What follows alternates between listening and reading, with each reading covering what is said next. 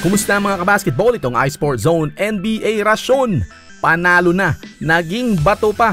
Yan ang nangyari dito sa Los Angeles Clippers. Down 0-2 na sila ngayon dahil dito sa heroics ni DeAndre Ayton na siyang bumuhat para sa Suns sa laban na ito. 24 points, 14 rebounds. Sa ikalawang sunod na laro, walang sagot ang Los Angeles Clippers dito kay DeAndre Ayton. Hanggang sa 0.8 second ay eto pa ang resulta.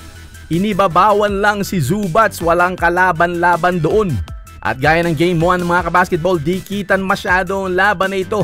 2 to 3 points lamang ang diferensya ng dalawa sa kada quarter. At ito nga si Paul George, muntik nang maging hero dito sa laban na ito sa kanyang go-ahead basket na sinagot agad nitong si Devin Booker sa kanyang jumper sa harapan nitong si Patrick Beverley, na marami nagsasabi na sadya daw ang headbutt kay Devin Booker. Pero eto na sana kay Paul George mga kabasketball, chance na para ma-redeem niya kanyang sarili sa mga panunukso ng mga fans na choker siya. 2 free throws para iangat ang Clippers sa 3 puntos na kalamangan, parehong sablay.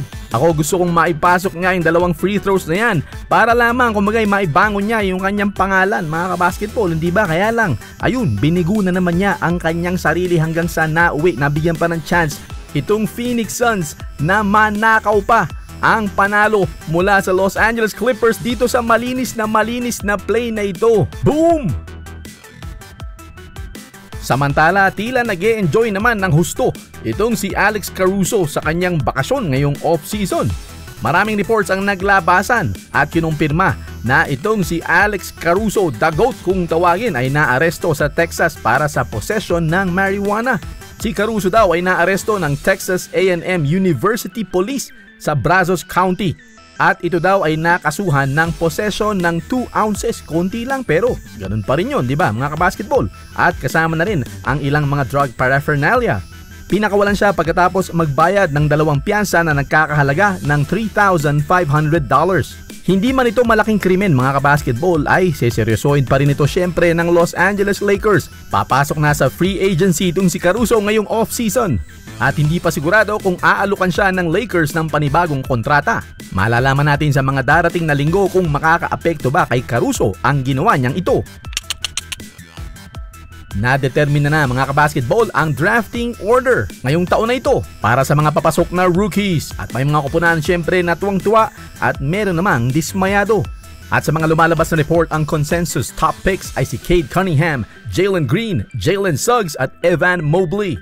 Kung si Cade Cunningham ang number 1 overall pick ay mapupunta siya malamang sa Detroit Pistons. Number 2 pick ang Houston Rockets, 3 ang Cleveland Cavaliers, number 4 ang Toronto Raptors, 5 Orlando Magic, 6 Oklahoma City Thunder, 7 Golden State Warriors, 8 Orlando Magic, 9 Kings, 10 Pelicans, 11 Hornets, 12 Spurs, 13 Pacers at 14 Golden State Warriors na naman. Nakuha ng Warriors ang 7th pick dahil sa pakikipag-trade sa Wolves. Excited ako para sa Detroit Pistons mga kabasketball dahil kung magiging talagang star itong si Cade Cunningham ay meron na namang koponan na lalakas, gaganda lalo ang labanan ano. Samantala, sinuwerte naman na matatawag itong Golden State Warriors dahil nakuha nila ang ika-7 at meron pa silang 14th pick sa darating na draft. Sinabi nating swerte dahil pumasok sila ng play-in tournament pero nakuha nila ang ika-7 pick. Mataas yan mga kabasketball. At tinanong si GM Bob Myers kung magkakaroon daw ba ng input ang Big 3 nila na si Steph, Klay at pati na rin si Draymond. At ang sagot niya ay lagi naman daw nilang ginagawa yon. Tinatanong nila yung kanilang mga veterano, lalo na yung 3 ito. At kung nagkakasundo sila sa mungkahi ay ginagawa naman daw nila yon. At tinanong din si Bob Myers kung sa tingin daw ba niya ay okay dun sa kanyang Big 3 na magdagdag ng mga rookies. Ay umaasa naman daw siya na nagtitiwala ang 3 ito sa kanilang mga desisyon dahil si Harrison Barnes noon ay pang 7 pick at nakatulong yon sa 2012-2013 season. Panahon na lang ang magsasabi kung gagamitin nila ang kanilang kukunin sa 7 pick o kaya ay ite-trade nila ito para makakuha ng isang veterano. Para sa mga Laker fans dyan, binasag ni NBA legend Scottie Pippen ang Durant-LeBron comparisons sa pabor ni LeBron James. Tama ang dinig nyo mga kabasketball, hindi sumampa sa hype train kung tawagin itong si Scottie Pippen dahil marami nga nagsasabi sa pambihirang mga ginawa nitong si Kevin Durant para sa Brooklyn Nets ngayong season ito.